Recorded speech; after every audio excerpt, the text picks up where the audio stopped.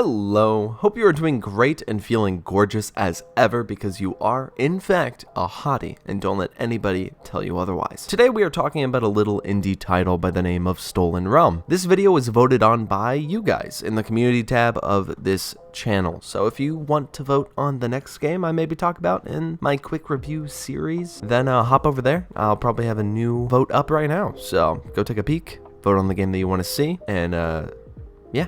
Let's hop into the video. Stolen Realm is a hex-based turn-based tactics game developed by Burst to Flame Entertainment, whose only other game as far as I can tell is something called Armored Evolution that I've absolutely never heard of and have no clue if it's any good, so check that out if you want, I guess. Stolen Realm is not only a turn-based tactics game, it's also a roguelike, which means you will do multiple runs until you get strong enough to beat a dungeon, and then do the same thing in the next dungeon, and then the next, and again and again. This genre survives on its gameplay being tight and fun, its loot being outlandish and often, and its enemies being well-designed and unique to look at. Stolen Realm often falls short, but in ways that I imagine are temporary. There is an attempt at a plot at the beginning of the game where a dragon blasts your village to cinders, which makes the goal of the game to track down this dragon and kill them by going through dungeon after dungeon after dungeon after dungeon after dungeon. All in all, pretty flat story, but that's to be expected, and I don't really want a great story from this because that's not really required for a good roguelike. Its locations in the game are pretty similar even though they are procedurally generated and probably just need more variety in general, and they also don't affect how you play levels as much as I would like. Very rarely are there environmental hazards other than barrels of elemental explosives. The loot in this game is a lot.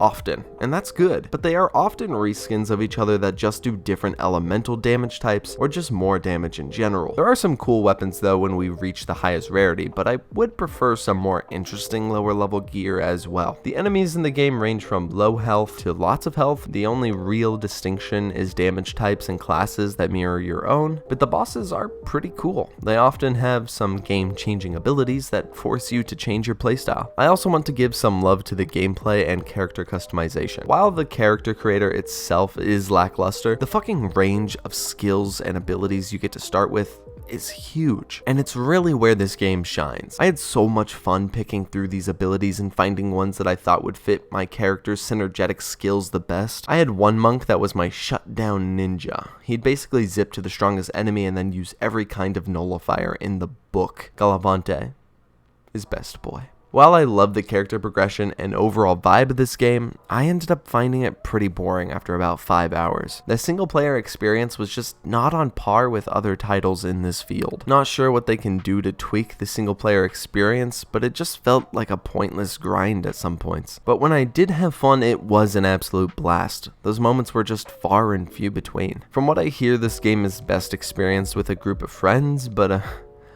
I was alone for this playthrough, so yeah. All in all, I recommend this game if you are a die-hard tactics fan that doesn't mind some grinding, because that is the point of the game. Otherwise, this game is incredibly promising, as it is important to remember it's in early access, and I fully expect this game to kick ass in its 1.0 version. I'll definitely be keeping my eye on this one, but I'd recommend waiting to get this one until then, unless you have a bunch of buddies that want to play it with you. Thanks so much for watching. Hope you had an absolutely wonderful day and continue to. Schlick that like button if you so desire, and if you happen to like content like this, I do lots of videos on CRPGs and turn-based games, so stick around and punch the shit out of that like button. And as always, have a good day and don't fucking die, you sick